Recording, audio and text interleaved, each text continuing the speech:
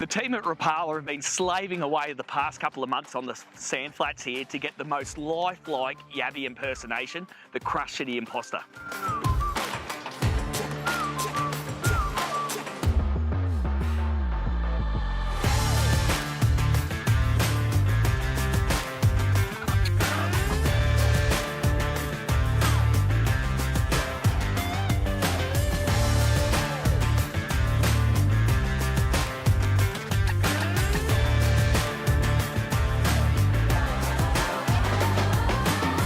So make sure you get down to your local Rapala stockers, grab a pack before they run out and crush them.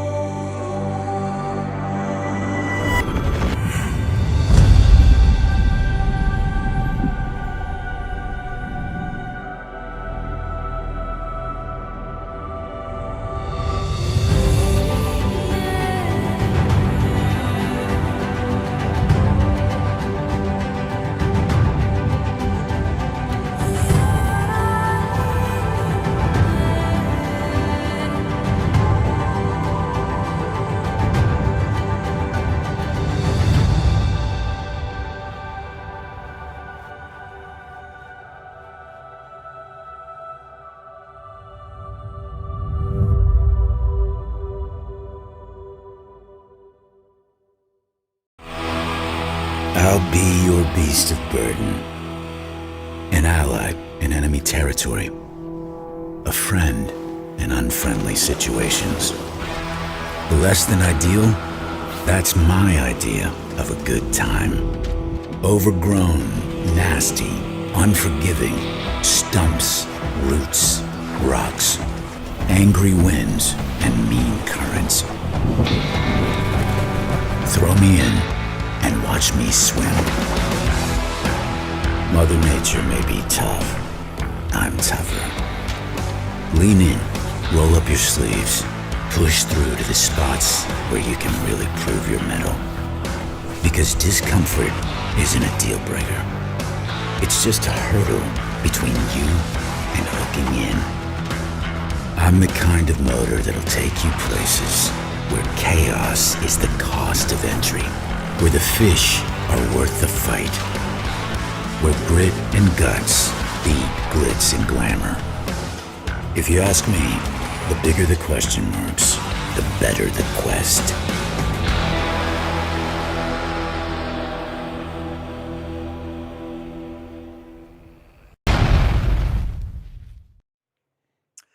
Welcome to ABT Live, number 61. I've got an all-star cast for you tonight, no matter where you're watching from. And if you're guessing that we're going to give away a big pile of tackle tonight for just telling us where you're watching from, you are absolutely correct. Whether you're watching on Facebook or YouTube, put a comment down below. Tell us where you're from, so long as you're in Australia. We're not going to send it internationally. Australia Post, I can't afford that. But if you're in Australia, give us a postcode. Tell us where you're from. Put a comment in there to get Nicole's attention. She loves those comments. She's shaking her head behind the thing. Welcome, Tim Morgan. You're one of our live guests tonight. We have 3 live guests tonight. We have Timmy representing Rapala. We've got lots of bass stuff coming up. We've got the Crushcity BASS Open. We've got the Rapala Pro Grand Final. But we also have Troy Dixon from Wilson's. Dicko is just energised after being part of the epic start of the Barra Spring season, and he's like happy Dicko at the moment. Don't have to go looking for Dicko hanging out of a tree because he caught plenty of fish on the Barra Tour. And we also have Josh Lowry. Josh drove his boat down the coast especially far, so he could be here tonight for a couple of reasons. One, to taste Nicole's ragu for dinner. Pretty bloody special that was. Everyone who thought that was awesome, stick your hands up. Yep, the boys are there. And but also to come and tell us about Peter Faust, because we think he's recruited the little Tommy Woodster. I think he gets back in time to make Faust in the Barra Tour. So action-packed show tonight. It's the last live before the season ends, I suppose. So we'll talk a little bit about how we transition from 2025 to 2026. Timmy, been a big week. All your after show tackles turning up. People are selling stuff. We've swapped offices. It's all going on. It's been a very, very big week. But I've got to say a little thing for Josh. Imagine flying someone out from America to fish a Barra Tour with you. Hey, wait a sec. You did that last year. Oh, that's right. No, but it's been very busy. We have just been overseas for a week. Got back last week, and it was like a bomb had hit the office. But we're slowly getting back there, so we might do a tour of it one live show and show everyone, because it's basically our after stand with desks around it. That's right. Everyone gets to work at the after stand the whole time. I think it's let's have a talk. Let's do a bit of an audit on, at the start of the year, the ABT calendar comes out. You look at it, you go, that one would be awesome. That'd be awesome. Give us a tally, and you can use both hands if you wanted. How many tournaments you've got to and fish this year? Well, I thought I was going to do about 7 up until this stage, and I've done 7 less than that. 0. Well, I looked at Tari, Foster, Sinclair, I think it was. Yeah. I thought that's an old school Glenbourne. That's an old school road trip. Love to do that. Was really keen. Went to France instead. Okay. Oh, that was all right. So, but yeah, there was the Mondrian one with the cyclone hit, so I didn't go up for that one. But hey, I'm all geared up to go and try and. Luckily, I'm your brother. I understand how to translate your words, and I just heard I'm soft. Pretty much. Yeah. Okay. But you are doing the Barra tour with your son Riley, so this is the time Riley goes from boy to man. Yes. When he catches his first meet of Barra. He can't wait. He's missing 4 days off school, and he's going Barra fishing. I've had him up the kitchen a couple of times, but he's only managed a 78. Is his biggest so far. Oh, we give him heaps of hell about that, don't we? Yeah, that's exactly right. But I think he'll be right this year. All right, so let's have a talk about what's been happening. Oh, we have some dial-ins tonight as well, by the way. We have Michael Starkey dialing in, and Michael Starkey's like the Price is Right host. He's like always giving stuff away like that, so he'll tell us about his latest promotion. And we've got Sean Clancy from Humminbird. You're a Humminbird user. You got full Humminbird on your boat there, and used it with Jacob quite effectively last year.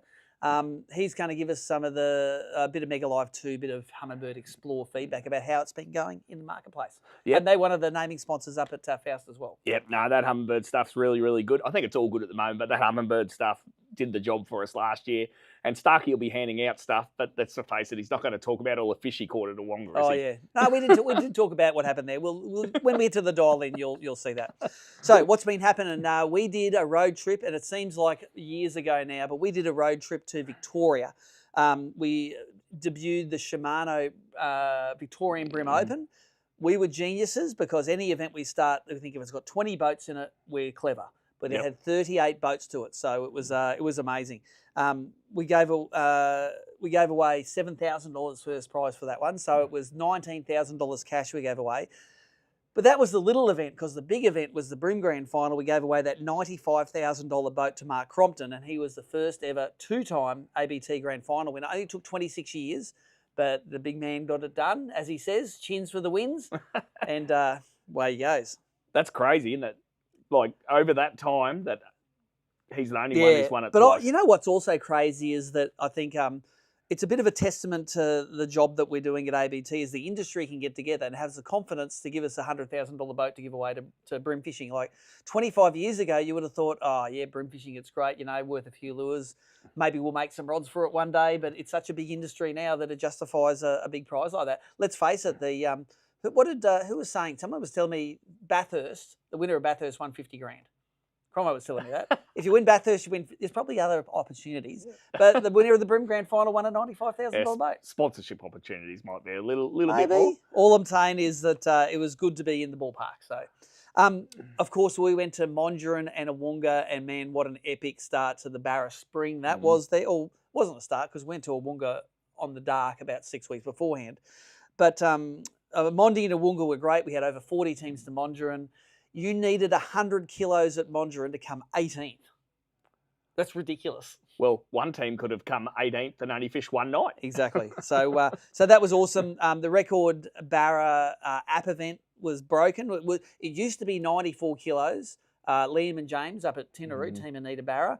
That got beaten once by the Mondi men. So they got 96 kilos. And I was looking through the list telling Nicole, that's 2 kilos over the record, that one. She goes, go further down. These guys this is Team Sturlows, which was Hayden Dockeray, Sam Sullivan.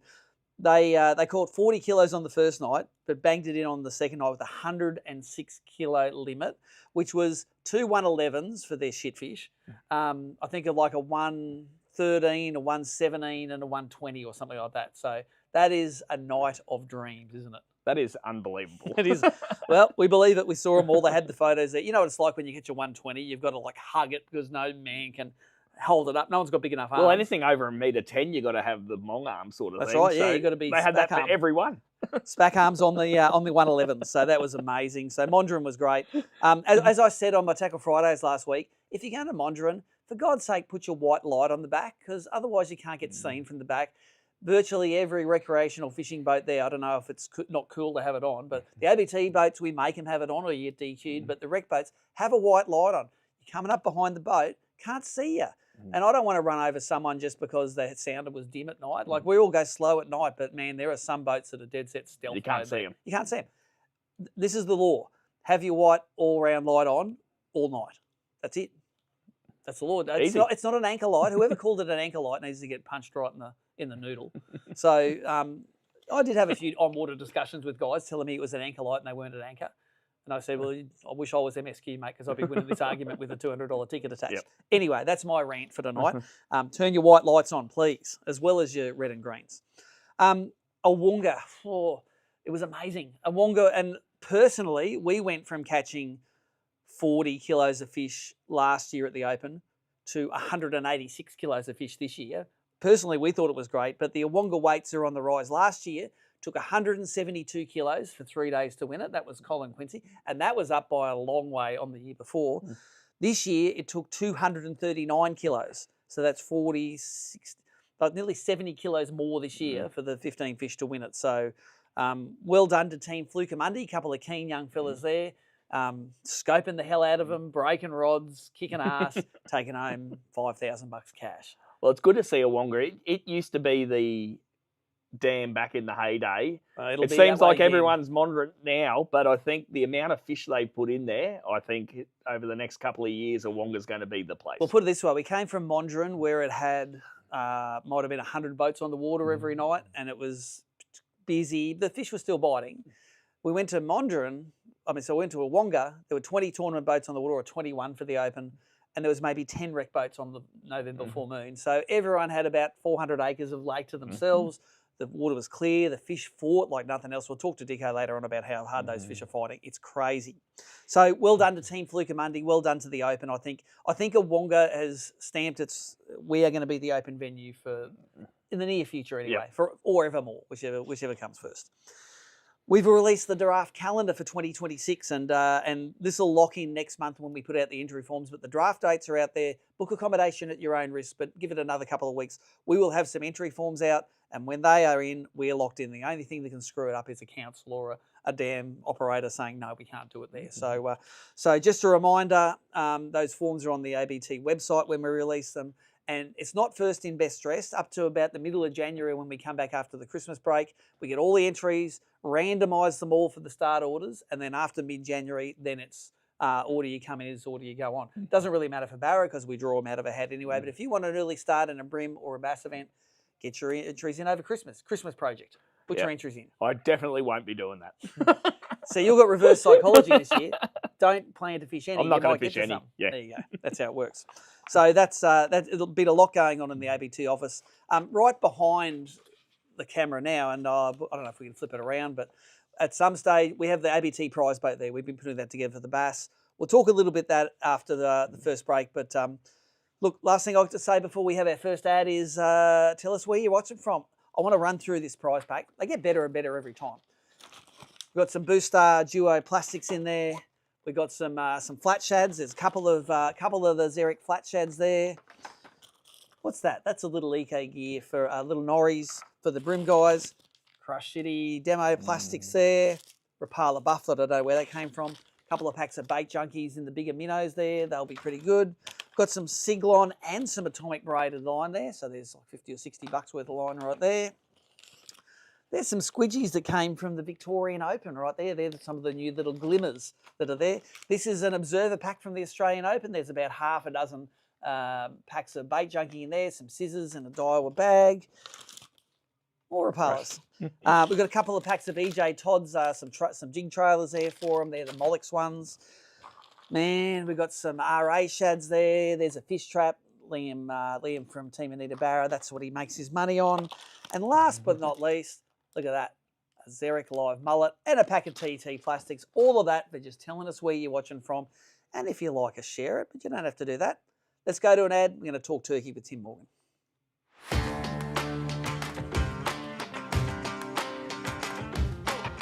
The team at Rapala have been slaving away the past couple of months on the sand flats here to get the most lifelike Yabby impersonation, the Crushcity imposter.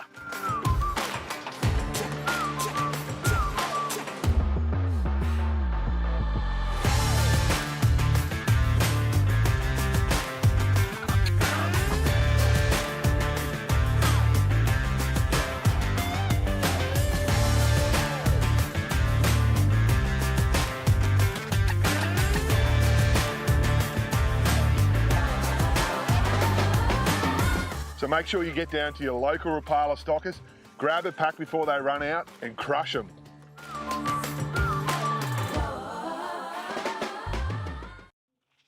I'm getting in trouble here because I haven't read the notes properly. Timmy Morgan. I'll pad. Well, tell us the next two events. Get the names right and get the order right. What are we fishing in this next week? I don't even know what the first one is. It's the the first one, the Rapala Crushcity Open, or the Crushcity Open, and then the Bass Pro Grand Final. So Mick Horn will be down there. The Rapala Bass Pro Grand Final. Mick Horn will be down there representing. So how's Mick feeling after his Barra trips? I know, as you said the other day, as you strolled into the office and said, geez, Mick, you haven't set the bar real high for me. I may have said that. So, but no. At least he tried his best. So, no. Yeah, he was a bit disappointed after it. They got some good fish up there, but more so in the pre-fish than the comp. But that's fishing, isn't it? So, like me, he's still learning the whole scoping thing and probably don't get as much time on the water as a lot of the people. So there's my excuse if I don't go that good up north. Well, Mick's really good at getting him casting to the bank with his side to be, John. Why didn't he do that? He had FOMO, see? Yeah, that's exactly right. But no, he did well. But he loves fishing the rivers down there. And I think the rivers brings, back when I was doing the comps a lot of years ago, it was all dams and never river fishing. So I think this time of year, being a bit later in the year too, the fish probably won't be congregated as much. And I think if someone can pattern out where a few bigger fish are, they'll go a long way to taking it out. Awesome. Okay, well, let's have a look at the bass, the Crushcity BASS Australian Open lineup. Nicole, whack her up on the screen there. And Tim, I'm going to give you a list here. We have 33 anglers entered at the moment. That's the list right there. Who sticks out as people that you're going to say, keep an eye on the live scoreboards? Because this is an app-based tournament. You'll be able to watch the live scoreboards all day. And give us a bit of a form guide. I want you to pick maybe 5 of those guys out there you think are going to be dangerous on this arena. Well, I know Cameron Hall, local boy, not far from there, Coffs. He fishes it fairly often. Chris Hickson's always a good one in the river. So you've gone 4 anglers there. You've already burnt 2. Yeah, that's exactly right. I remember watching Matty Langford's heart get broken in 2 in the grand final on a river before. So that was in the Richmond. That was in the Richmond. Yeah, yep. Maybe he can get broken in the next event. Yep, that's right. Who else have we got here? You never ride off Mike Nelson, 13. He's won twice there. Yeah. And who won the last grand final on the river? Braden Shue, number 18 there. Look at that. I'd say Braden, but he works at Daiwa, so I'm going to go Mick Johnson. Okay, because he came second at the Open there last time we were there. That's right, and another Rapala sponsored angler. All right, so you got 4 from the first line. That's awesome. And you got Mike from the last line there too. Yep, there you go. What about poor old Mitchell Kane? He won an event on the Clarence. You reckon the big red-headed clown? He would have been pre-fishing there too. He'd be sneakily up there. He'd be sneaky up there, but Ben Hayes had a good season this year, so let's back him in, and he won an event on the Gordito as well. Well, my sentimental favourite in this list is Rob Blackaby. He doesn't fish too far from the start line. He's got this little cane there, Rob. But I tell you what, he always comes in with some good fish. He knows where the big ones are. So Rob Blackaby's my roughie for that event. I've got a bit of a soft spot for Jared Kermond as well. He won the Open last year when it was on Lake Glenbourne, and he just popped out twins. Yep. And he had them. They were like fresh out. And Nicole, how old were they? Like 3 weeks or something. Yeah. They were little, and he had. So I reckon he's going to coast the double kid via because he probably needs the money by now. Yep. So and he's coming up to defend his title. That's good. Tagan Heath, he won the last ABT qualifier we had on the Clarets, and I think that it won't be. He won it on the reef at McLean last time. My bet is Tagan Heath will be so far up the Orara River he'll see Coffs Harbour at the other side of it. What about the mare? And the mare Tony Thorley, he is due. Tony Thorley is the world's best brim fisherman in a bass tournament and the world's best bass fisherman in a brim tournament. So, Tony, I think you're going to get it right this time. So brim fishing. And 5th, who are we going to go? I'm going to go, who's due? You didn't pick me. I'm going to pick me because if I don't get stuck getting up the Esk, I might do all right. So there you go. I haven't pre-fished it. I don't even know if I'm going to be able to get up there. I'm sort of scared that I'm not going to be able to, and then I'm going to be in trouble. So No, it'll probably be one up there, and there'll be about 8 boats up there, I reckon. So. On the way in, all stuck on the sandbank, maybe. The first prize currently $7,000 for that event. It's 100% payback thanks to the money that Rapala pay in. So it looks great. But the $7,000 again, like Victoria, that's the small show. We have a $30,000 boat sitting behind us here. Are we going to be able to swap the camera around, Nicole? Do you want me to do it? Well, you can, no, I'm going to go selfie mode like this. So can I do that? There we go. So hello, Nicole. There, they can see. Look, Josh is Hey, in the Josh. background there. You're on the screen at the moment. So that is a 40 horsepower Mercury on the back of a J440 bluefin. Don't worry about moving stuff, Nicole. We can see the context. It's on an Oceanic trailer, which is all powder coated black. There's a Minn Kota in there. There's a Humminbird Explore. Josh, give us a bit of this work, mate. Bit of this. Yes. There it is. Nice. I can see Give it a bit Dicko of a pat. lingering on the other I side can see too. Dicko's legs. But the prize boat is there, and it is getting put together right at the last minute. But it's about a $30,000 package that we've got right there. Mick Horn and I wrapped that thing, and my description of the quality of the wrap is like a blonde hitchhiker 100 metres ahead. It looks great. I'm going to go pick that up. But when you get there, it's a bloke with blonde hair. I would have said it's good from afar, but far from good. That's it. So the wrap didn't cost us anything. It took us a couple of days to put on. It's not the prettiest. It looks good from 10 metres away. Doesn't stand up to inspection when it's real close. But the wrap material was free. Thank you for the wrap material. Yep. But yeah, it's... What do you mean? What are you saying, Nicole? Come on. We're just giving an accurate description. I'm managing expectations here of the prize boat. But it is a cracking boat, and I think boat. that'd be just an awesome river basher, I reckon. It's interesting because when we give away like the bigger boats to the bass guys, it's they're always sort of level or not as good as what they've got, so they end up selling it. But this one, if you've got a big boat, you'd probably consider keeping this for a creek basher. Yes. You know, if you want to do Joey Urquhart things, or go crabbing, or do stuff like I messed up the thing, Nicole. Sorry. Yep. It might be a boat that you keep. Yep. So there you go. That's we probably should have pre-recorded that, but we winged it as we went.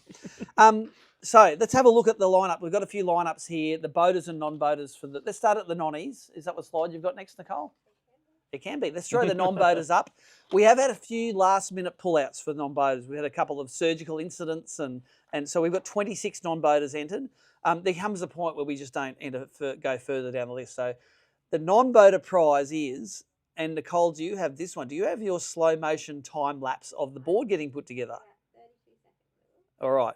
So the non-boaters are fishing for about $5,000 worth of gear. Timmy, you topped that up the other day with some 13 fishing rods and reels. Yep, couple of But combos. we have representation from all of the sponsors into that $5,000 worth of stuff, and we have prize packs smaller and smaller and smaller down to fifth. This is the pack together. Check this out. Nicole's very proud of the stop-go motion. It is awesome, isn't it? I'm waiting for Gumby to turn up in clay animation in this one. But look at that. We've got Atomic stuff there. We got some Eco Gear stuff, Moloch stuff, Rapala. We've got Daiwa stuff there. We've got Keytech, Bassman spinnerbaits, like everything there. So that is the non-boater grand final first prize, as well as a trophy and will of bragging rights. We never have a shortage of non-boaters helping old mate who wins it to put that back in. Yep. So put them in the box. We have a few awesome Rapala tackle trays and boxes to put them in as well. So I know you haven't boated in bass for a while, Timmy. Who strikes you there as a non-boater who's going to be dangerous on that river? And remember, last time we were there, Paul Mazzaroli won the grand final from the back. So I'll give you a hint. Number 11 there, Maz. He has some form on the river. To be honest, that's one of the only names I know up. So, and he has done well on the rivers, and he always seems to draw good. So let me give you a form guide. Okay, number 10, Jill Wales won at Wivenhoe, so the most recent Bass Pro qualifier. On a hot streak. On a hot streak. She did win it on the world's biggest, deepest IK crankbait that would go 75 feet down, I think, but that may not play in the Richmond. Yep. Tony Neal, he's fresh off the US Open over in America. So I don't know if any of the largemouth techniques will play in the Richmond. Maybe, maybe not. Nick Turner, he won his first ever event on the Hunter River. Yeah, he caught like 5.5 kilos for 3 fish on the last day on Atomic Baits, who were the naming sponsor of the round. So he knows how to use the sponsor Karma. Steve Mears is still in, even though Adam Mears had to pull out because he had boat problems, Steve Mears is there. So maybe You know how it happens where you have a screw up at the start of a tournament thing, you always end up doing good. The Fluke-Mundi guys lost a wheel off their car basically at the start, and then they won the Open. So I reckon Mearsy's boat screwing up is going to help Steve Mears up on the list there. So there is your list of grand final non-boaters. Let's face it, any of them can do well. Ryan Bollard, 19, he is a quiet achiever. He's dead set really quiet, and he achieves. He's always catching them. So Uncle Baz, no one has to talk up AOY Barry Reynolds. Barry Reynolds is the world's proudest non-boater that didn't want to win it. Oh, it doesn't matter if I win it or not. How many points going? Oh, it doesn't matter, Nicole. How many points going am I winning? I don't really care if I'm winning it or not. How am I going? Do you know how I'm going? That's my Barry Reynolds impersonation. So we love you, Baz. And hey, win the grand final. You win a whole lot more for the grand final than you do for Angler of the Year. Although we do have a sneaky AOY prize. We had a sneaky one in the Brim as well. So at the dinner, which is at the casino RSM. What does M stand for? Return Services something. It's not RSL. It's the RSM at casino. We're having a dinner and show. Hand some trophies out, all that sort of stuff. That's the nonnies. Boaters. We've only had one boater fall out of it. That was Adam Mears, who only fell out today, I think. So we're not going to replace that. We've got 29 boaters fishing that event. All right, Timmy. Do your golden picks for the boaters. Michael Horn. Got to back Big Mickey. That's all good. He's due, isn't he? Number 26 there. Yep. Look, I'll go dark horse, Brian Everingham. He fishes pretty good on the rivers. He's not a dark horse. He won last time we were there, or 2 times ago. 2 times ago. Remember him breaking Joey Urquhart's heart by 10 grams? Yeah, I didn't think we mentioned that anymore. While my ass points to the ground, that's getting mentioned. Every time. Yep. I will back you. No, I'm not going to back you. No. Out of principle. Out of principle. But Mick Johnson. Mickey, I think he's been down there and had won. Did he win the last qualifier we had? I think he did. Throwing little suspects on worm hooks. Yes. So it hasn't rained there for about 15 months. And then one just for persistence over many, many years of fishing. I'm going to go Joe Allen. He's a local there. He's a local. Hey, he's due. He is due. Well, there you go, Big Joey. Apparently, he's got the new ghost on the front of his boat as well. So that's his secret weapon. A motor so quiet that not even he knows it's going, I reckon. So he'll end up in the water for sure. So one of those 29 names is going to win themselves that fantastic boat. And respectfully, I love the boat, but it's going to get the hell out of my garage, and my boat's going to come back in where it belongs. We've been here for what, 3 or 4 weeks now. My boat still hasn't been in the garage yet. I want to get it in here.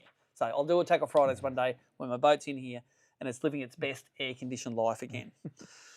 All right, what else have we got here?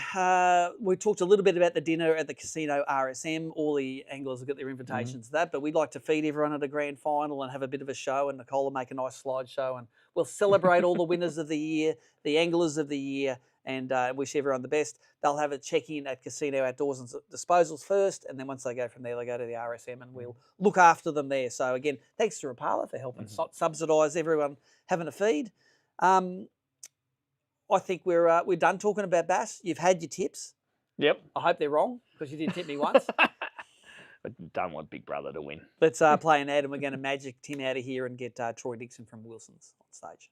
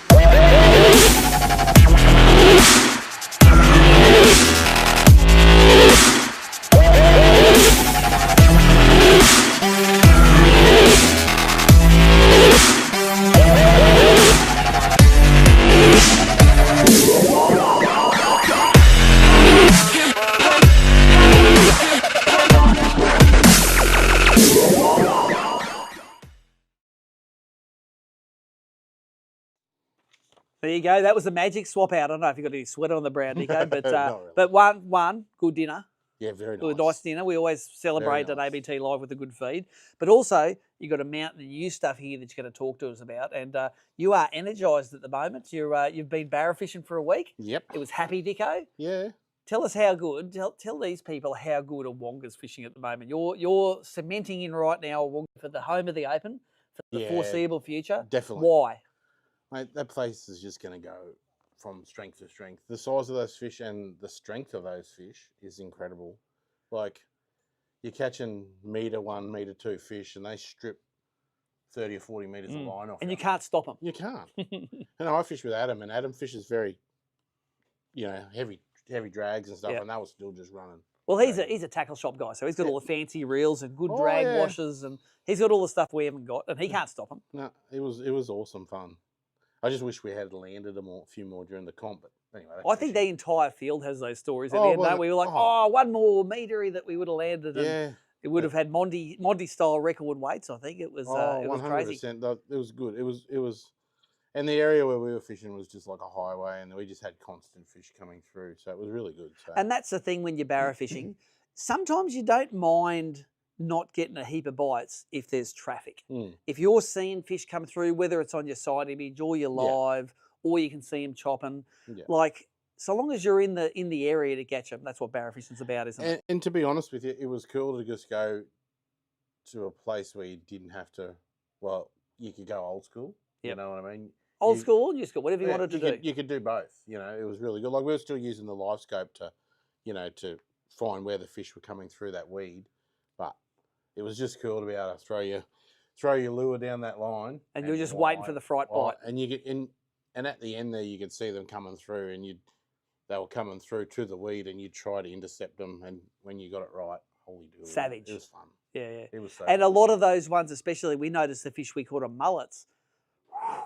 Down. I actually just packed today. I got to pack some of those Rapala, like their reef fish hook getter outers, where you throw it all the way down their throat, grab the hook to get it out. Because I couldn't, by the time I was down there to the elbow, I can't really see what's going on. So, you really do need big nets, big leaders, big gear there at the moment, and some big pliers. Yeah, and everything there. Everything needs to be strong. Yep. They're so healthy. How cool was it seeing the rods from the Flukamundi guys with the runners ripped off them when the leader just gets caught and it just takes the runners off the rods? Off the rod, yeah. I think one of them only had like 3 runners on it. So anyway. He was missing a few off the top there anyway, but that was and that's what happens. Like we're getting to, until those dams run over again now, those fish are just going to get bigger and bigger. And you're going to need to be prepared for the 110s, 115s, 120s. And they're there. Those fish are like, they're there already. So you imagine what it's going to be like in 12, 18 months time. When there's 400,000 metres in there. Like all of those fish, like there's so many fish between that 1 metre and 1.105. All those fish are going to be that much bigger and healthier again. Especially it's got so much food. Yep. It's like you drive through the middle of the dam there at the moment, and it's like being offshore. Yeah, like, big pelagic bait schools. Big balls of bait. Then there's birds diving into them. It's a pretty cool place.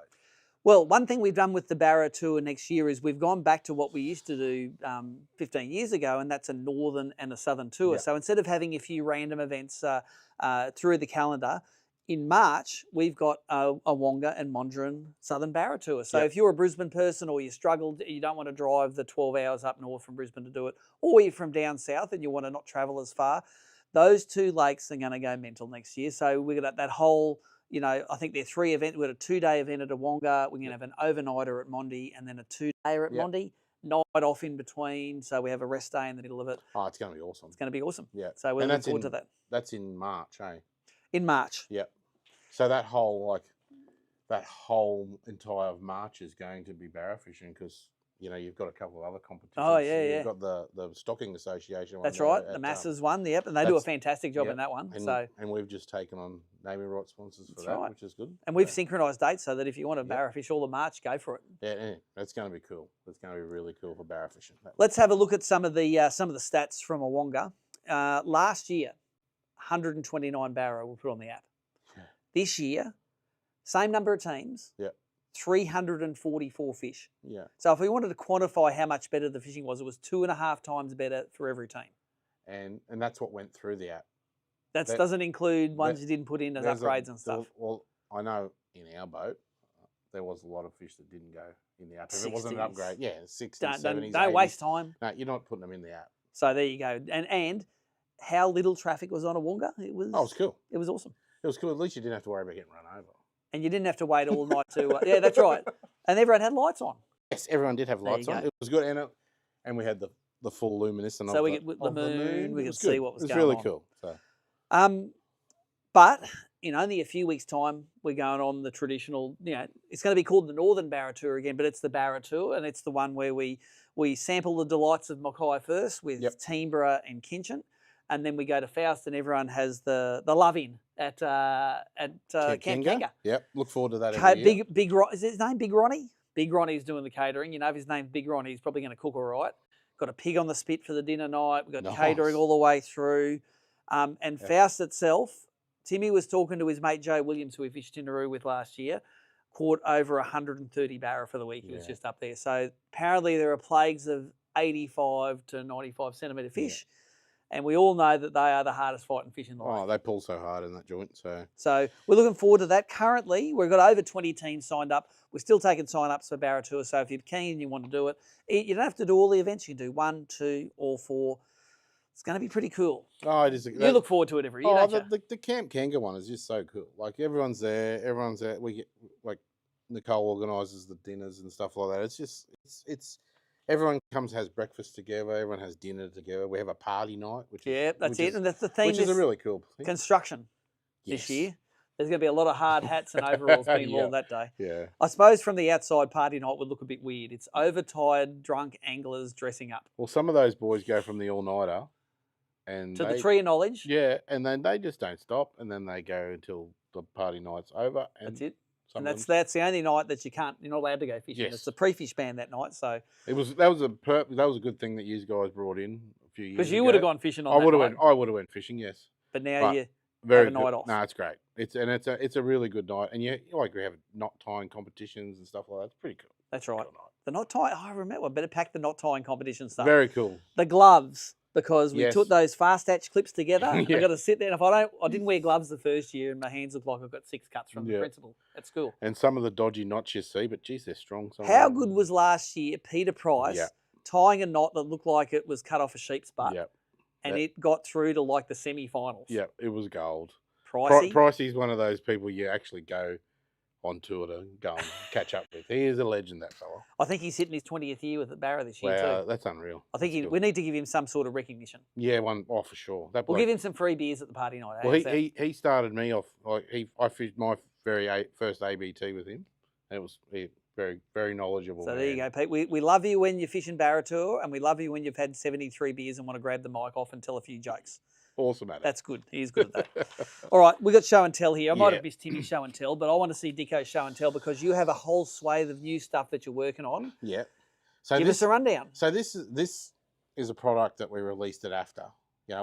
We've always done a shrimp style lure. Yep. So we've introduced the Wilson Wild Shrimp, and we've got a 3-inch, 3.5 inch, a 5-inch, a 6-inch, and a 7-inch. Yep.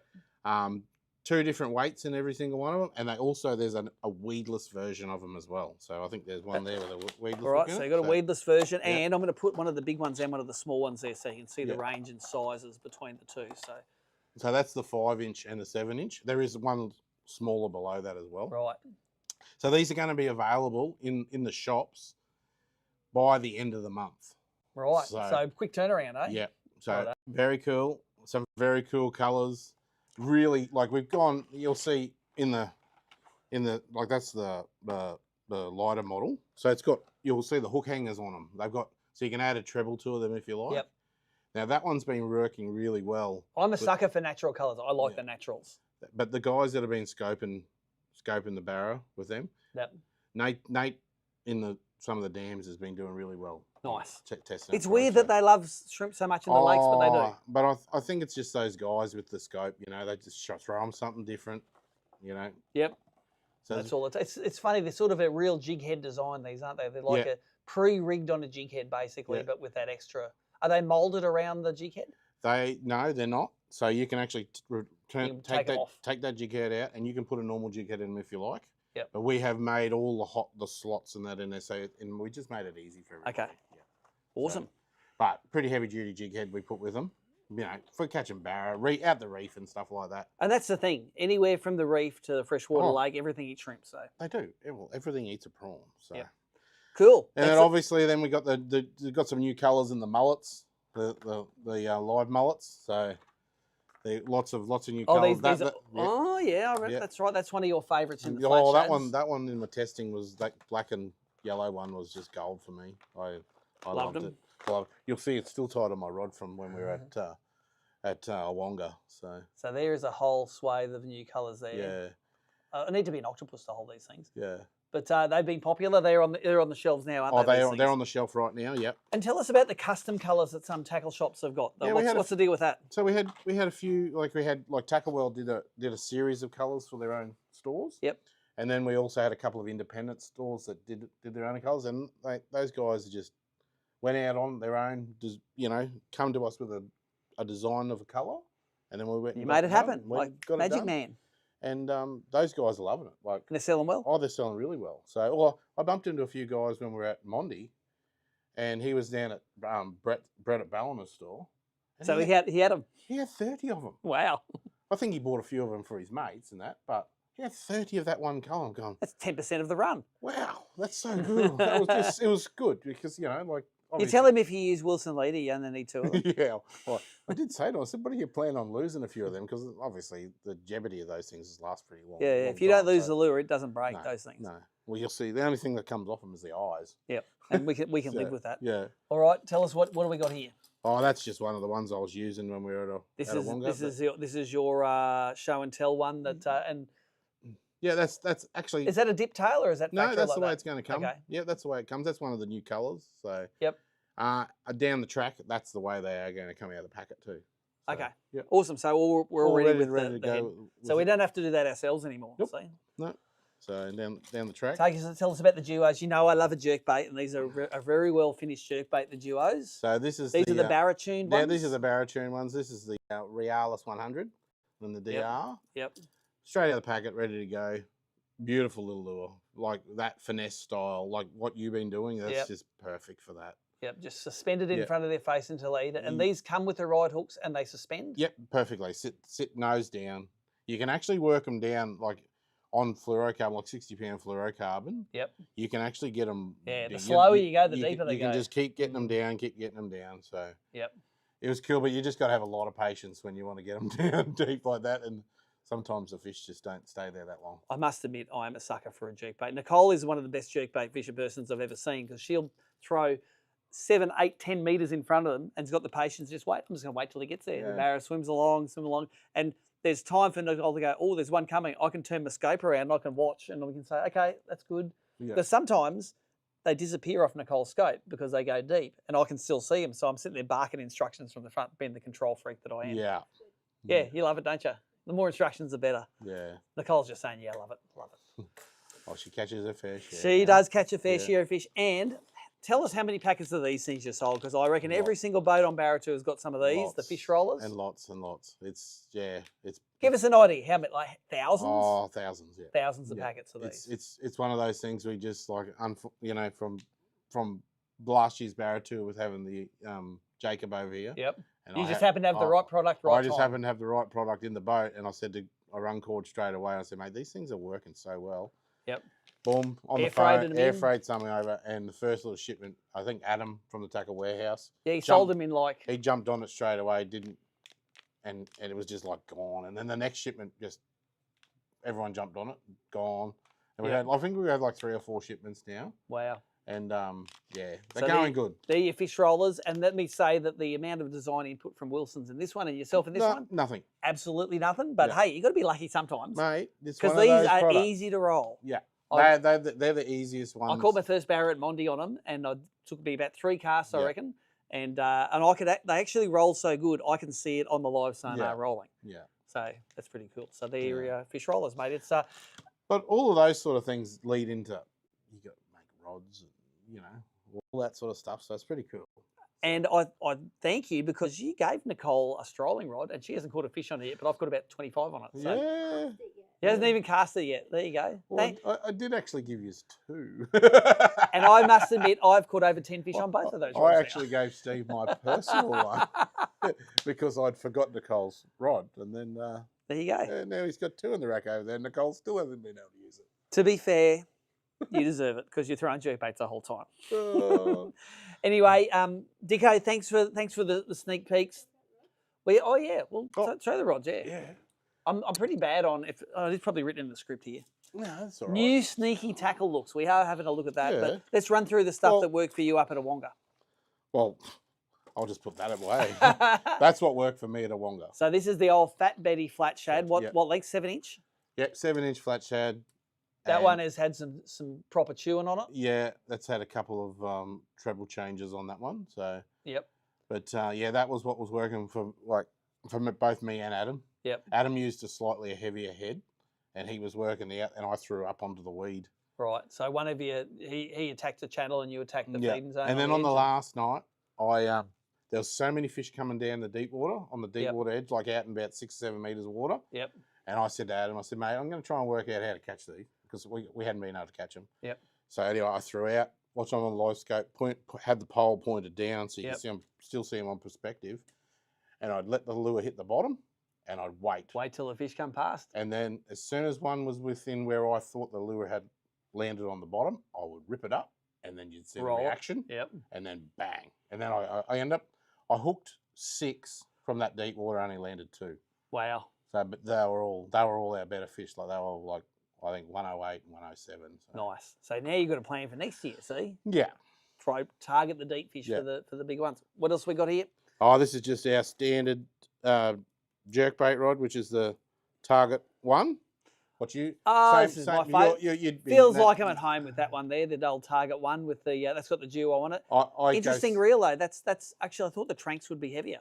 It's quite a lot reel. That's the 150 size. Yep. So that's probably got more drag than my SLZ. Yeah, I don't know. None of them have enough drag, but it doesn't matter because with this style of fishing, you don't need lots of drag. Yeah, just follow. Just wait till I get tired. The only thing I do different, and I use 50-pound fluoro. Really, I'm 60. I've just got to go the heavy stuff. So yeah.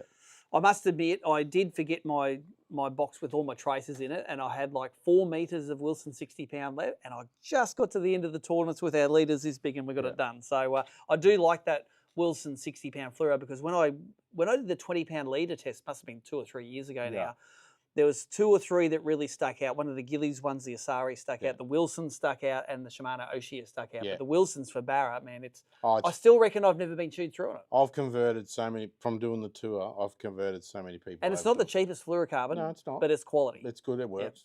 And it doesn't let you down. And this is a Target 2. All right, and this is your mulleting rod. This is the mullet rod. It's grayer than, I thought that would look black, that mullet, but it looks very grey there, She's a bit worn out, that one. Oh, is that 10 barra deep, is it?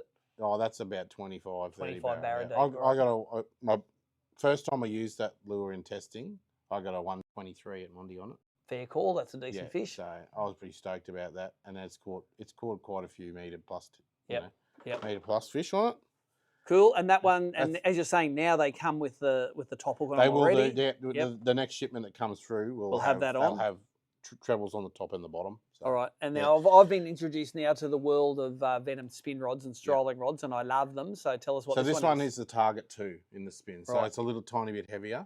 So people with stronger arms than me. Yeah. So I find that, that's just me anyway, I find that I can still run the 7-inch fish roller on that with the half ounce head. But then you can still use the nice small one. Is the short leader on purpose, or is that just after? I like the short leader. You like a short leader, and that feels like a mono leader. That is a mono leader. You'll notice I had a mono leader on the mullet rod too. Yep. I think it just gives it a little bit more. It just gives it a little bit more freedom. It also knots a lot nicer, I think. Yeah. Like an FG on mono ties a bit not like the fluorocarbon looks messier, but it definitely is more dense and has other properties that we like. So I just muck around, just trying different stuff all the time. So if someone sent you to Awonga and said that's the only 4 rods you can take and the only 4 lures and you can have some backups, you'd be happy. Yeah, 100%. 100%. Yeah, ready to go. Yeah, jerkbait rod, a big swim bait rod, and a mullet rod. We're good. All right. Well, there you go. There's a secret look into Dicko's Barra tackle box there. Some cool new stuff, mate. Thanks for coming in on live tonight. And no worries. We'll jump to an ad and we'll do a magic change to Josh and Samaki.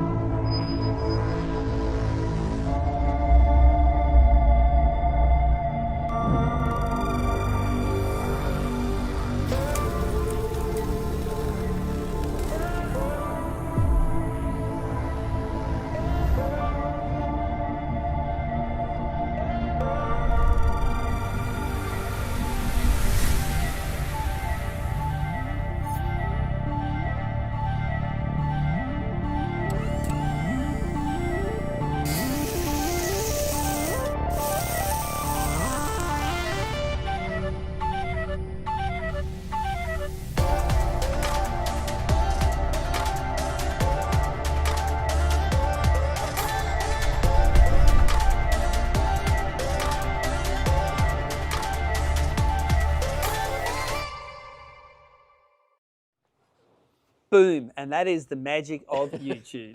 Dicko has changed place for Josh. Josh, thanks for racing down the coast, mate. Give us the guys a bit of an update on what you spent the last couple of days doing. Well, Because you made it back in time for ABT Live. yeah, I did. Long story short, I wasn't supposed to be barra fishing this year, and there was a bit of a window. We had one of the boats up at Hamilton Island, and there was a weather window, so I woke up on Saturday morning and Okay, now how you said? I run it home. I took it to Harvey Bay, so now I've opened up a bit of a window now, so Nice. barra's on. So Barra is on. Now, just tell us, what's it like? You're driving a big boat in the ocean back by yourself. Do you wear your PFD or what? I do, yeah. I do when I go on the So tower. wait a sec, does that mean if you fall out of the boat, you float and it takes you longer to die? Yeah, the boat will still run boat into will something, still be going but south. I won't die as quick. Well, it'd be on autopilot, wouldn't it? Probably. It'd get to its next waypoint Yeah, it without would. you. Yeah, fully. That's scary, mate. It's all good. It's all good. I'm not an old man of the sea like you I don't are. go down the back. I'm pretty responsible, but I did put the jacket on if I go on the tower. I need to cool down a bit, but yeah, no, Yep. so you got to be a bit responsible in the ocean.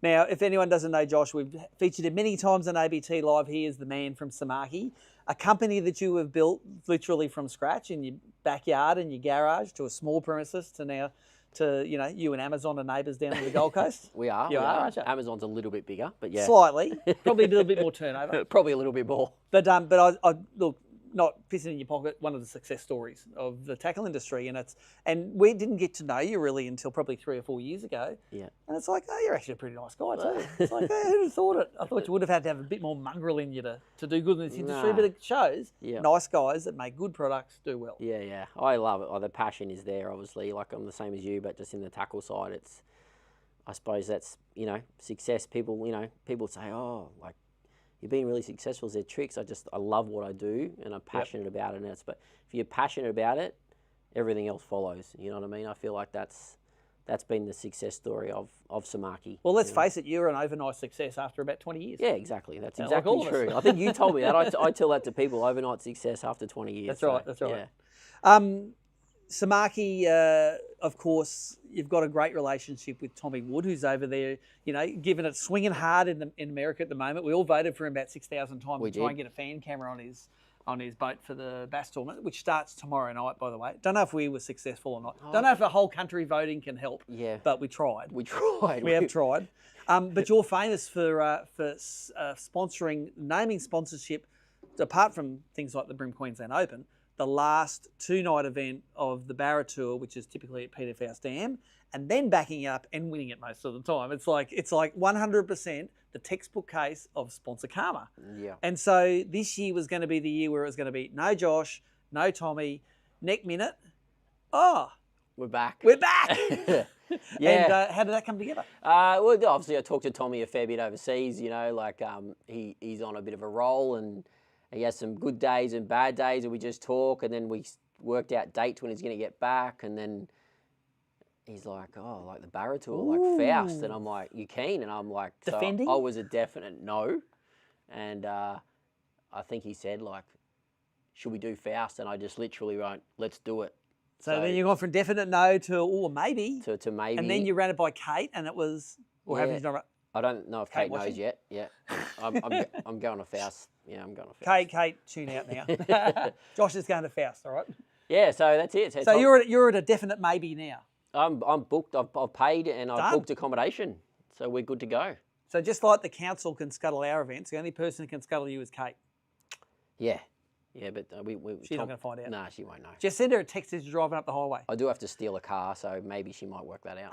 Another interesting fact was when you went to Barra Tour either last year or the year before, I remember you caught public transport from the Gold Coast to the Sunny Coast to get in the car with Tommy. Did. And what did it cost you to go from the Gold Coast to the Sunny Coast in Queensland in public transport? 50 cents. 50 cents. Boom. Queensland famous for two things, Boom. youth crime and 50-cent Yep, public transport. yep. And I think they might be related. They are. I actually thought there was something wrong with the machine because I tried to Put book more money in. online the night before, and Yeah. I'm like, 50 "Oh, cents. There's something wrong. I'll have to do it at the station. So it's in the not morning." 50 cent per leg, it's 50 cent for the entire Yeah, trip. yeah. It was incredible. Man, you can't buy better than that. It's the first time I've been on a train by myself. It's good. And you got with all your gear, all the yeah, other end. yeah. It was good. Fantastic. Peter Faust Dam, reports are lakes up, So, less reversing down the thing, because that's a real bastard of a single lane ramp, to be honest. It's a big ramp. So it's only half as long as normal. And apparently there are plagues of 80 to 90 centimetre fish all over the joint. So how does that sit for your tidal defence? I've done your research for you, that's it. We've done the research? Yeah, okay. I'm not sure. I think Tommy and I, obviously we haven't done the whole tour this year. We haven't fished together for a bit, but it's a bit of a catch-up and to have a good time. But obviously we'll bring our best game on the nights, but I guess we'll just have to wait and see. I mean, I just can't wait to catch another barra, to be honest with you. Carl and Gussie took out the all-nighter last year, 5 fish for 74.92 kilos, which last year was a great bag. This year, pretty pedestrian, because there's been bags over 30 kilos more than that caught this year, because all the barra are getting bigger. Yeah. Last year, you were sitting over dinner and you were like, oh, last year we just caught an amazing weight. And we looked it up, 138.17 kilos. You know what that would have been good for at Monty? 12. 12, wow.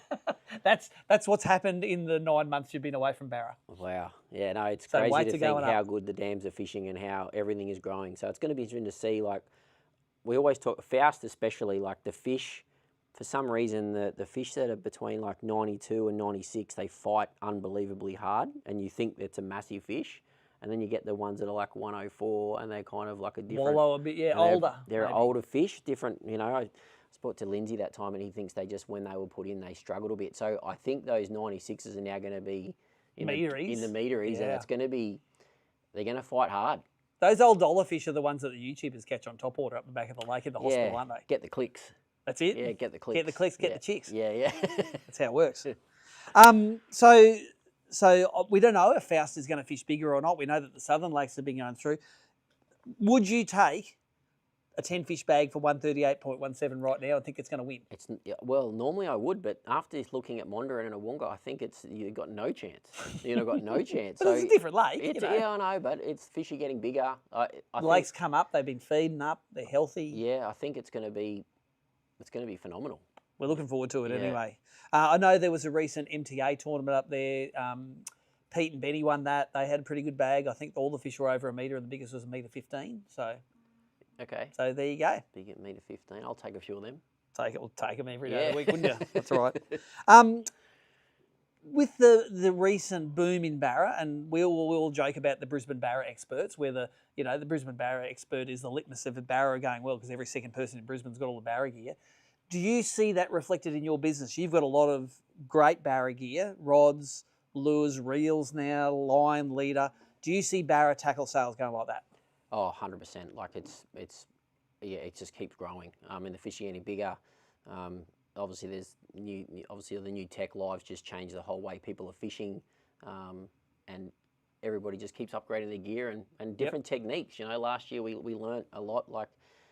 Wheeler obviously come out and opened it up, opened a can of stroll ass on us. Yeah, just pantsed everyone straight up. So I think that was learning that technique, and it's gone viral. And Tommy and I actually did it on the all-nighter at Faust just to learn before he went to the States, and caught a lot of fish.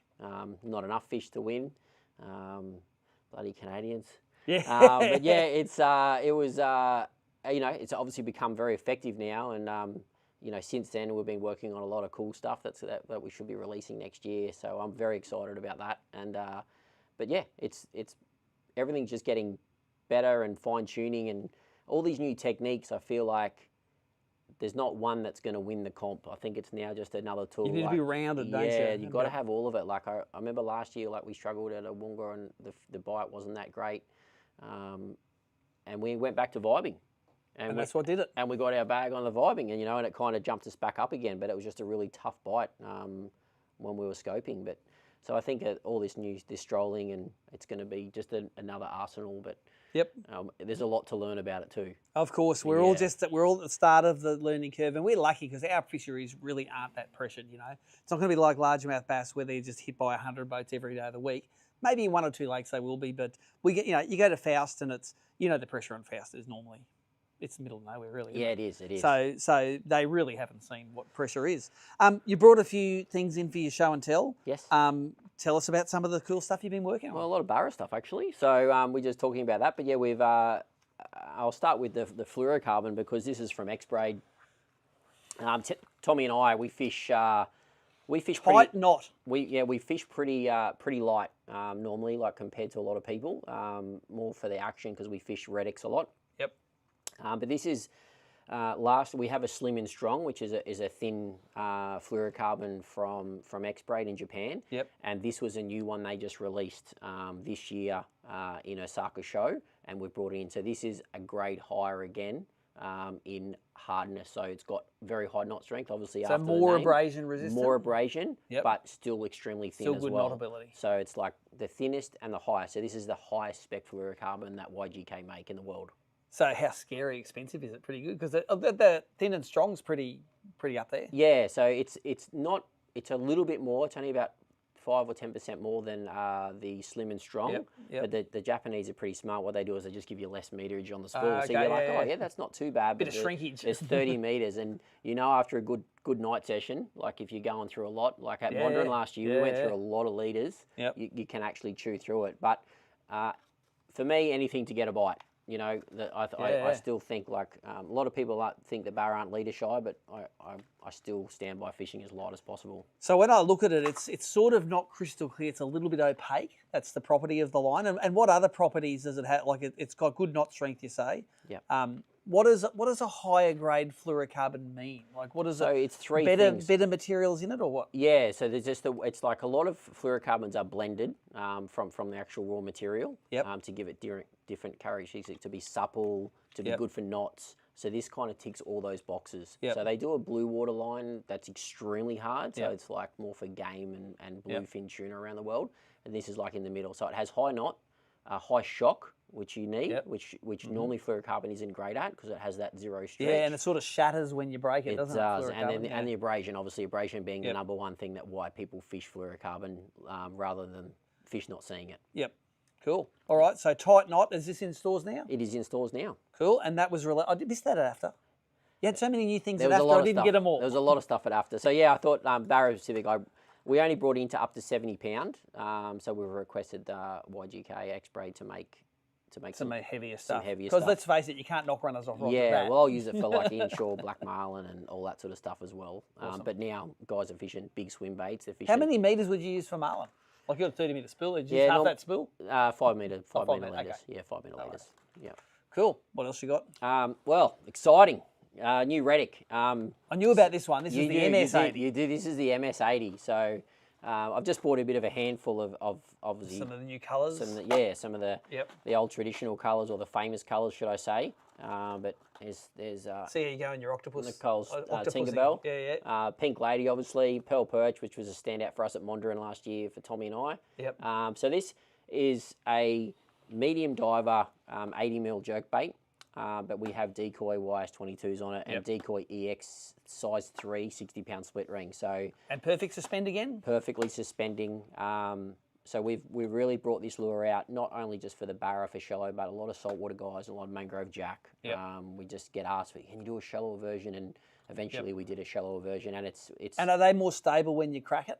Yeah, with the smaller bib? Because it's a smaller bib, very light under the rod tip. So really good to fish. So obviously the deeper it goes, the bib gets larger. Yep. They get a bit more cumbersome, but it's And with a lot of lakes dropping as well, this might be something you can run across the top of the weed beds a little bit easier. for sure. Yep. A Wonga I know for sure has got a lot of clear water, 2 foot of water above a weed bed. You could throw those and probably just high stick these across them. For sure. Get yourself into some real trouble. Get a nib. Yeah, for sure. Awesome, mate. Well, there you go. That's awesome. And did you say before that you're going to put one of these or 2 of these things in the prize Yeah, pack? this is going in the prize pack. So we'll give one of the new spools a leader and a couple of the Two of the okay, and I'm going to pick the colours for you. So I'll pick the make sure colours. he gets good. I'm going to go straight away. The Tinkerbell's going to go in there because Nicole. That's a thumbs up from Nicole. Nicole's favourite colour for Jake baiting, the old Tinkerbell, aka Stinkerbell, that I call it, and your favourite colour. Yeah, Pearl Perch. Yeah, that was our Pearl standout Perch. last year. That's it there. So they're they're going to go in the prize pack as well as some tight knots. So sorry, mate. Didn't use some of your stocks there, but they're going to go in the prize pack. That's all right. Take us through some of these great looking rods, mate. I was always on the fence about your rods, but every one you bring out seems to be crisper, lighter, better value for money, and I'm sort of loving them now. I've got one of the C12s to brim, and that's probably 2 or 3 generations ago of your nice rods. So take us through what you've done with these. So this C12, we kind of redrew it. It was always C12's our premium high-end rod that we make.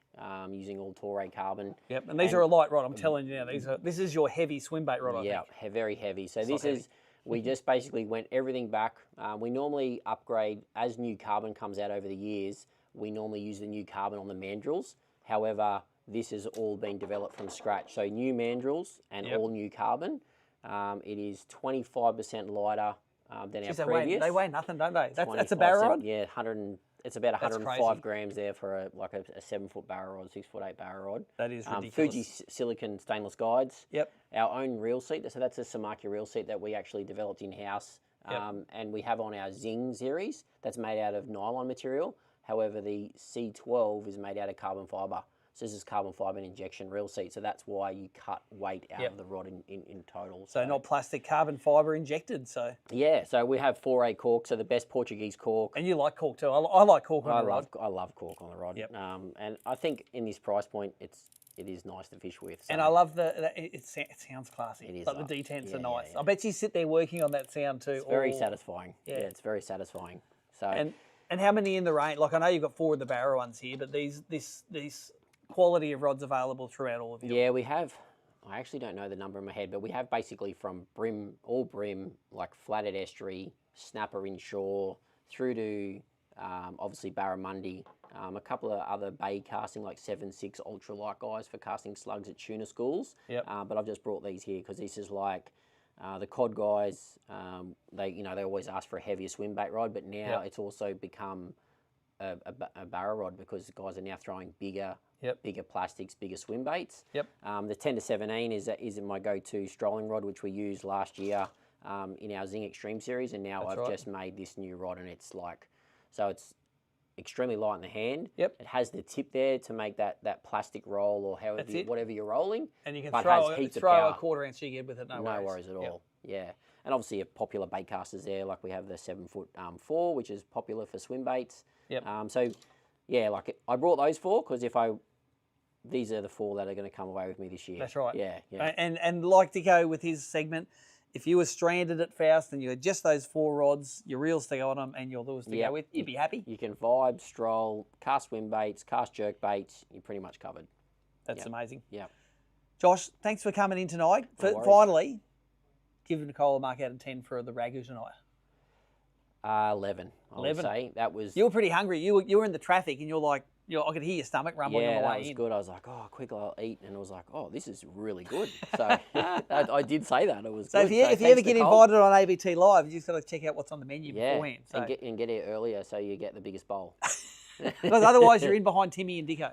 Yeah, that's right. That's it. I had a tough crowd tonight. Tough crowd. Tough crowd. Anything else you want to add, mate, apart from the fact that go Tommy tomorrow night? Yeah, obviously pumped to see Tommy. Hopefully everybody sees the stories that we shared to get on there to vote for that cam, because I think it'd be pretty cool, like last event for the year. He's done phenomenal this year, his first year in America. Oh, double qualified. Double qualified. I think he was 41st out of the 100. So, I mean, pretty phenomenal. That's the top half of all the best guys in the country on his first year. And he's sort of disappointed. I didn't make it on my... So, dude, if you made it on your first year, it would have been preposterous. Yes. That's right. If you did. So, although he's going to win the last round, we've made a deal. I said, we just might as well. Let's give us 5 for that one. Just bring it home, well done, Tommy. So no pressure, mate. But obviously top 10 at a minimum. But he's going to give it a good crack and then come back and we'll catch him some real fish. That's the plan. He's going to land. He lands early, like 21st or 22nd. So on the 1st of December, I'm picking him up and we're heading north. Wow. Yeah, that's awesome. and so give him a couple of days to get reacquainted with his girlfriend. Yeah, he needs a couple of days there. And then you're going to whisk him away. Literally, yeah. He's going to be chomping at the bit for it. It wasn't my idea to do the Barra tour too. Apparently, he's been telling a few different stories. So he's blaming me, and then you know what? If you blame each other, then circular. So Kate, it was Tommy and. Oh yeah, I can verify it's definitely Tommy. Yeah. And if it's Nick, it was probably me. So we'll just see how we go. Can you outsmart logic like that? No, I'd say no. So yeah, I'm pretty keen to get to Faust. Obviously, our round we've won it. We've been lucky enough to win it back to back.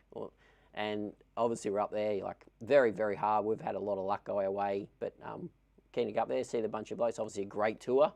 A lot of new people this year too, which is exciting. Great new young teams. Good young crew. So Well, there'll be two anglers that really want you to win that, and there'll be about 50 anglers that really would like you to see you come second. That's fine. That's it. That's just the weight of numbers, mate. All right, we're going to try and win it for sure. We have to. All right, let's jump to a break, and we're going to come back with a pre-recorded story from Michael Starkey, seeing what he's offering to the Barra 2 guys. Thanks, Josh. Sounds good. No worries. Thank you.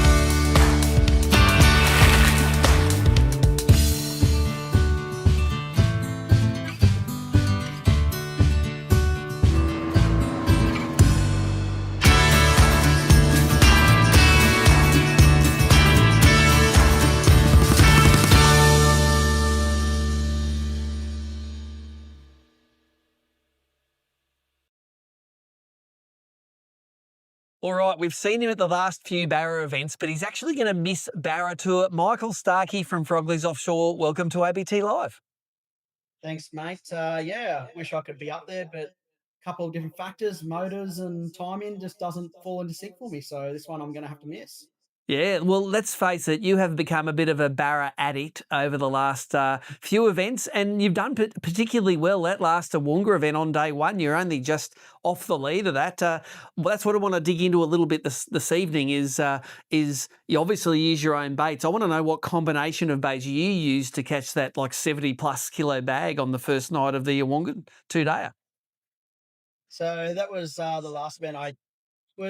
Everyone was kind of throwing small baits around the edges and stuff. So I decided to, instead of catching the small stuff or struggling, I went up the creek and go back to the traditional fishing, which I used to do, and throw and rip baits over flats, basically. Just find deep weed beds where the barra could swim around. And we were using scope and real bait, so it was a bit of a mixture. So we were looking in between the weed gaps on the scope.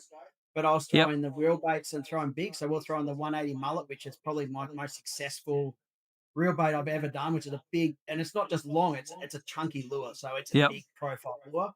I've used that up at Faust and stuff heaps up there and done well up there as well. And then a newer bait too, which we have only got in last year, which is the garfish. Yes. Came in after last year's series actually, but that's I was using that too. So they were the two baits I was using for that to get them. And the second night, obviously, when you miss 15 in a row and it's 10:30 and you haven't got one, it doesn't usually produce a good night's fishing. There. Well, look, we all know that barramundi can be a sweet mistress or a bit of a bitch, and you had both ends of the spectrum there. But I've got a couple of your garfish reel baits. I really like them. Like, there is so many garfish and long tom in Lake Awonga that I'm sure they are very high on the barras, on the menu for Barra. You know, when you're driving out of the creeks and you've got your side lights on, all you see is garfish and garfish and garfish. So are there... The garfish I've got, it's like a bluey black colour. Are there different colour options in the garfish? No, so the whole reel baits is designed to be as close to possible 3D scan. They're actually 3D printed as well to mimic the exact profile, the exact swim action. That's why the different tails for the different reel baits to get the same swim actions as the original. It is something that has come up a few times, and let me just say there's a project that will probably come alive in 2026 that is along the lines of what you're talking about there for different colours and stuff, but that will be unrigged. So Yep. that's about all I'm going to throw at this point in time. But Nice. for the Well, that's an real baits, exclusive we for are- ABT Live. That's awesome. And I know that I know you like dropping hints there. So tell us about, like, we always go to Barra Tour, and Michael's normally standing there at the launcher tour, and he has a great idea about how he's going to do a promotion. So this year we're ahead of the game. You've already worked out what promotion you're going to do to reward people that are catching fish on your atomic baits. Let us have it. Yeah. Well, Nicole was there bashed and beating me out with the stick saying, what are we going to do? So we've nutted it out. We've figured out we're going to do the combination of kind of what we did last year and expand a little bit. So we're going to extend, instead of sending out all the lures and stuff to people before the event, we're going to have goodie bags there where you guys can pick a whole bunch of lures, and it won't be just one or two. We're going to give probably 4 or 5 lures to each team. Or each person, actually. Well, that's the way to go. Let's go all out. Half a dozen. Let's go half a dozen. Why not? We're round up now. We're sent it to the store. Just like this, Steve. And we'll get out there and there'll be a mix of hard bodies, the real baits, all the stuff that I would normally use up at those northern dams. And I've done quite well at Team Bruce Palmer Nemesis, which we're sponsoring. That's so that's interesting. But Kinchin and Faust, I've done really well on the real baits and the jerk baits there, the slim twitches and stuff. So we'll give you guys those stuff and have a few of those each and go out. And then while you're getting them is you can post, and we're going to have a hashtag and all the usual stuff on socials, and you can post your fish you catch on them, and we're going to pay for someone's entry. There you go. See, so not only can you catch some great fish on the atomic baits, you can make it pay for you because Michael's going to shout to your entry back. Is it a refund of this year's entry, or is it an entry for next year? Well, what is it? There'll be 4 rounds. How much are the entries for 4 rounds? Like $1,000 or something? $1,000. Oh, so you're going to do a whole tour? Yeah.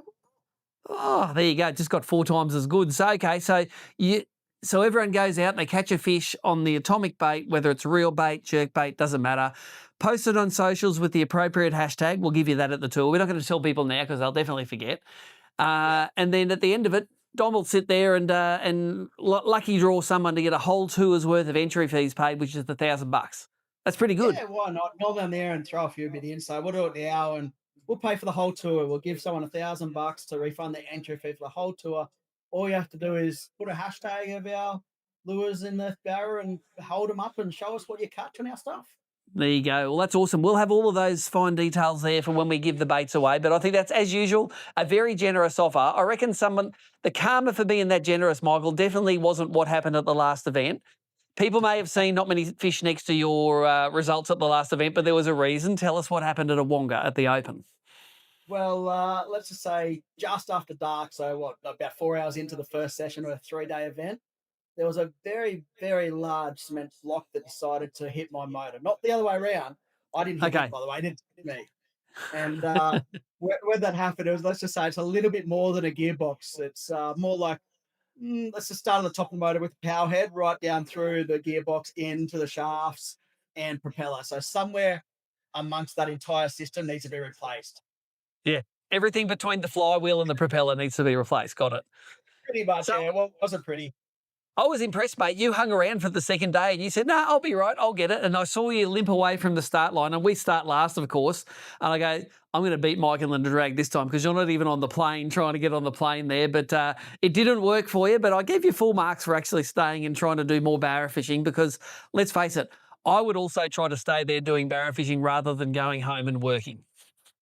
Well, we thought you were up there. We bent the prop out because we didn't know how serious the damage was or anything. So we got the old mallet and pipe shifters and all sorts of stuff and did some mechanic work on the prop and made it look like a prop again. Yep. And thought we'll give it a crack. But if we could get on the plane, we'd continue fishing the last day just to be able, because it's a fair dam. Even to get across to the base and stuff, it's a fair way. And that first day, it took us an hour and 50 minutes to get back.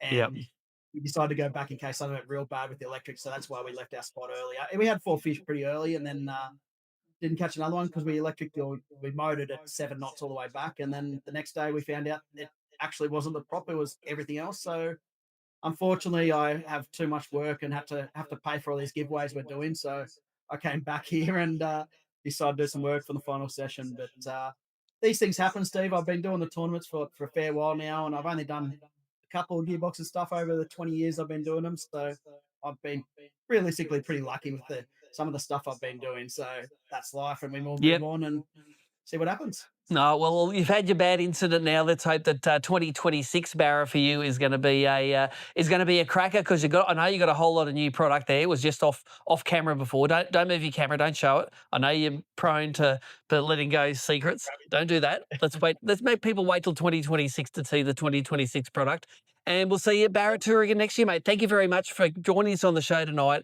and as usual, being so generous with the Barra competitors.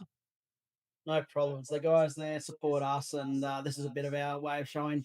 But thanks to all the competitors out there. I wish them all of luck. I enjoy that Northern Tour. I think that's one of the best Barra sessions I have up there. The whole Faust living in that one location, and everyone getting together. It's really something I do miss. So I've done a bit of Barra. I've done a bit of wild Barra up at Tiwi Islands and stuff, but only a couple of weeks ago, and that's my favourite going up to that tour. So I am going to miss it, unfortunately, but work and other commitments have got in the way for this one. So hopefully it won't in the future.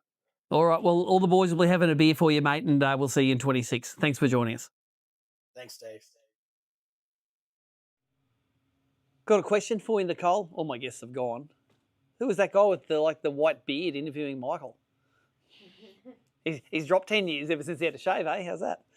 That was great. Very generous, Michael, for what he always does. He always likes to be the man that makes people happy, and he is a people pleaser. So thank you very much, Michael, for doing that.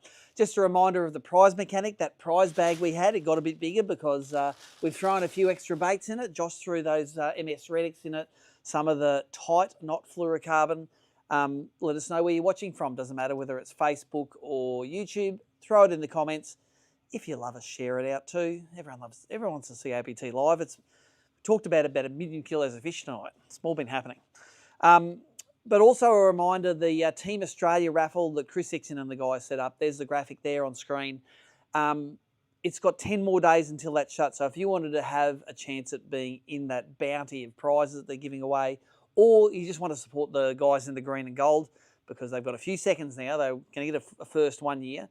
That's how you can do it. You can buy a raffle ticket and maybe partake in a kayak or some tackle or some vouchers or anything. Get drawn on is that 22nd? 22nd of November, so 10 days away. You can scan that QR code there. You can log on to their Facebook page. They have a link there. You can go and buy some raffle tickets and do your thing for Aussie fishing. Not too hard. Final pre-record of the night, we caught up with BLA's Humminbird and Minn Kota product manager, Sean Clancy, to talk about all things Humminbird leading into the Barra Tour this year, and this is what the big man had to say. So here he is, down at his treasure cave down in Victoria. Sean Clancy, mate, there are some impressive trophies behind you there, including, I see, an ABT Angler of the Year trophy, some Barra Classics, some Barra National stuff. You'd have to be one of Australia's most rounded and travelled anglers. Yeah, well, part of the job, a bit like you, Morgo. Some of us choose this as a livelihood, and you get some great trips and benefits out of that. So, yeah, been fortunate over the last few decades to get around to a few comps. Obviously, the brim scene was big for me a decade or more ago now. Yep. Doing a little bit of that now. I don't feel like taking on new blokes these days, but it was good fun at the moment. Yeah, and I think your claim to fame in AFC was you came into AFC, you had a couple of episodes to film, and even if you won both of the tournaments, you were never going to not get relegated. So you were sort of sucker punched. Yeah, and saying, is it true that even if we win both of our comps, we're out? And you went, so better enjoy these two, mate. So no, you did great. You've sort of done it all. And when we got into the industry, we were like the kids of the industry, weren't we? But I suppose nowadays, 20, 30 years on, we're becoming some of the elder statesmen. I don't know how much you got, but I got a bit of grey on here. So yeah, it's coming in. We're here to talk today about a couple of things. Firstly, Humminbird is the sponsor of the Peter Faust all-night event. So there is a 16-hour Barra marathon happening as part of the Barra Tour. So we're going to talk a little bit about that and maybe some of the sponsor karma that might go along with that.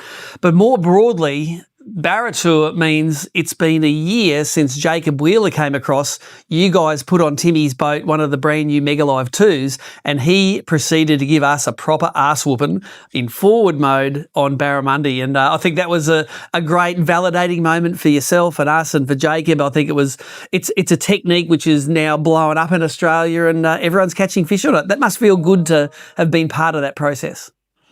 Yeah, it was. Our timing was a little bit out. It hadn't been announced yet or released yet. So we got a couple of prototype transducers over, and one on Timmy and Jacob's boat and the other on Carl and Gussie's boat. And I went up there for a few days and just managed to jump on both boats and make sure everything was working and dialed in and everything. And it was funny. I think there was a real light bulb moment because the boys really had, like everyone, just been schooled on landscape mode, that perspective type mode. And I reckon on those early days on the water, they were seeing fish and all that, but they were kind of struggling. And I think it was a bit of a light bulb moment for both teams on pre-fish to just go, you know what, let's just put it in forward and do what we do on the bass in the States. And they did that. And I think within half an hour, Gussie got a metre 13, Carl got another big one, and then Wheeler proceeded to just go to work on, with his technique. So I think that was a real moment for them, just to go, we're going to do it how we know how to use this technology. Yep. We're going to do it our way. And obviously that's when Jacob also was throwing his kind of baits and working techniques pretty much like bass. So it was pretty cool when I got home to actually witness what was going on. A little bit frustrating that we couldn't exactly declare what they were using at the time, but it was certainly pretty cool to see it unfold. Well, it has been cool, and that exact same product, I personally used it in that forward mode, the Mega Live 2 at Mondrian, and I think we caught 37 fish in the first 2 days of practice.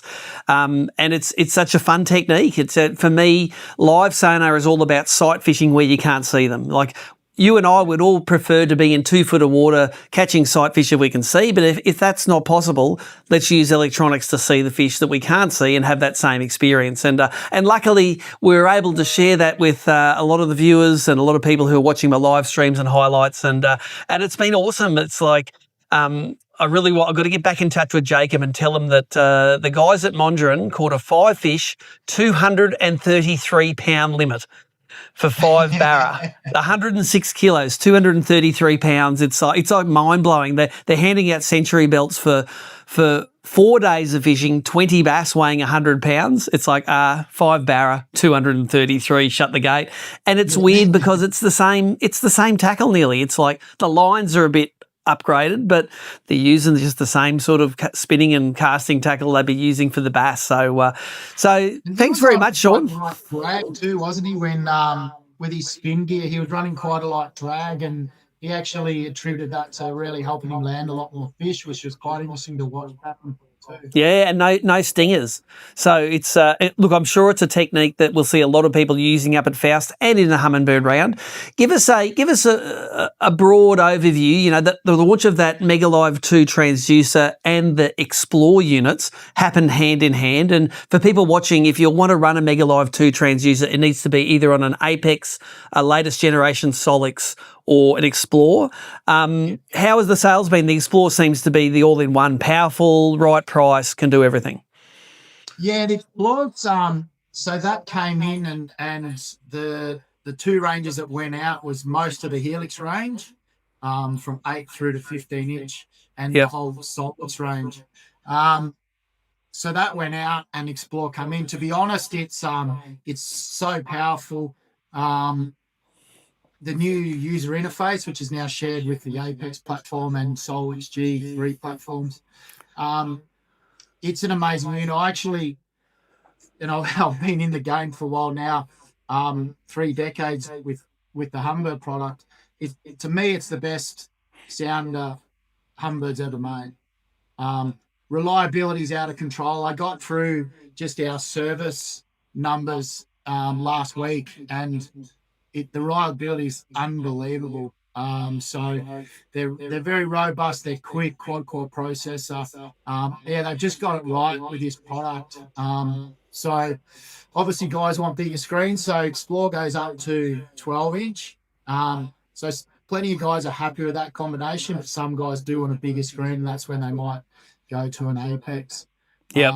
And you know, the Mega Live 2, we didn't want to really sing it too much from the rooftops. We wanted the market to decide whether it was good or not. And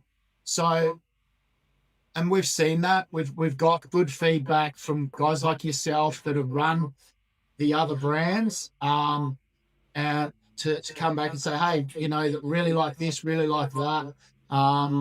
There's been, you know, Chris George from Fish and Bisc just did a video review, and he's run all the brands, and you know, he was very positive about it too. So, you know, from the Barra scene to the cod scene and the estuary scene, the feedback on Mega Live 2 has been really positive. And I think one of the other things is ease of use, being able to switch from landscape to forward easily with the transducer and the way the bracket's made.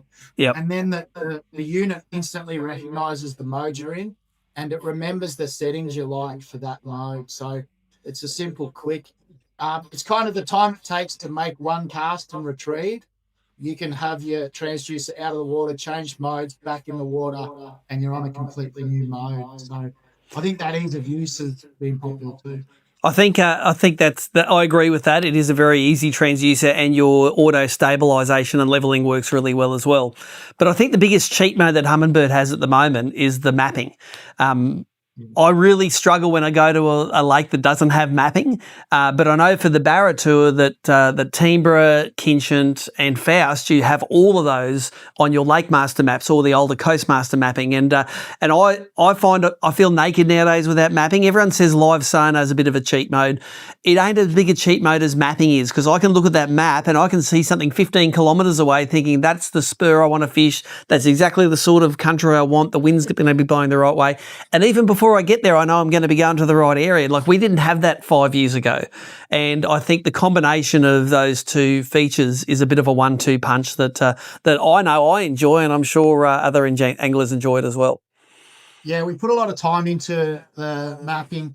All those maps at our survey work, so we know they're accurate. And the way that Humminbird build mapping from the point survey data is fairly unique.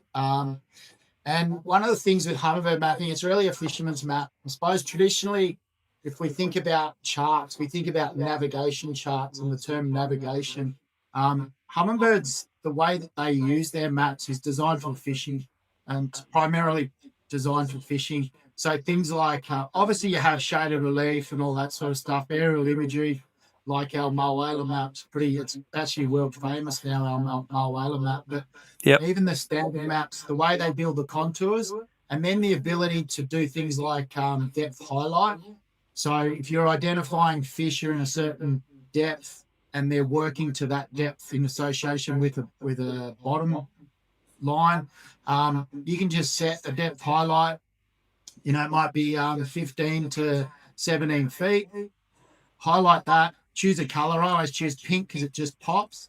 And then you can see everywhere in that system that's that depth and be able to just run and gun and all that. So that's not only beneficial for the inland guys, but also the coastal guys if they're identifying the species they're targeting are in certain depths of water.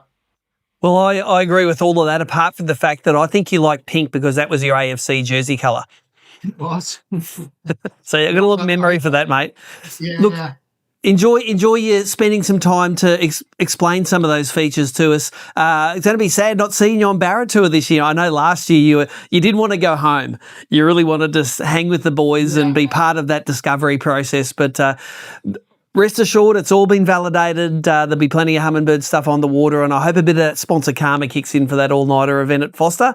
Thanks for joining us, Sean Clancy. Sorry, not Foster. It's a Peter Faust. Starts with F. Thanks for joining us, Sean Clancy. No, it's not. Well, how about that? That was the last segment in what was a really busy show tonight. We've got a lot coming up. We've got 6 tournaments basically in the next 3.5 to 4 weeks. Then we are done for the year. The entry forms are going up office is going to get shut up for 4 or 5 weeks, and then bang, we're back into it next year, starting off with that Victorian Brim road trip again. So no rest for the wicked. Thanks to everyone who's joined us tonight. We had a lot of people coming and going from both Facebook and YouTube. Nicole has picked a winner. It was from Facebook, and it was Zach Taylor from Hampton in Queensland at the moment. So Zach, I think you might be an ABT non-boater, Zach. So we might have your address there, but send us a message on Facebook with your preferred postal address, and the augmented prize bag is off your way. Plenty of Barra stuff, bit of bass stuff, some stuff that's cool there for you. So I think that's about it. Nicole, have I forgotten anything else? No. Nothing. So Nicole, thanks very much for doing all the hard work. I just jump in front of the camera and take all the glory for this, but Nicole's the one that does all the hard work for it. We are off tomorrow with that prize boat in tow down to the Australian Open, the Bass Grand Final. If you're fishing that event, we'll see you there. If you come into the Barra Tour, we'll see you there. If you don't go into any of those events, we'll see you on the next ABT Live.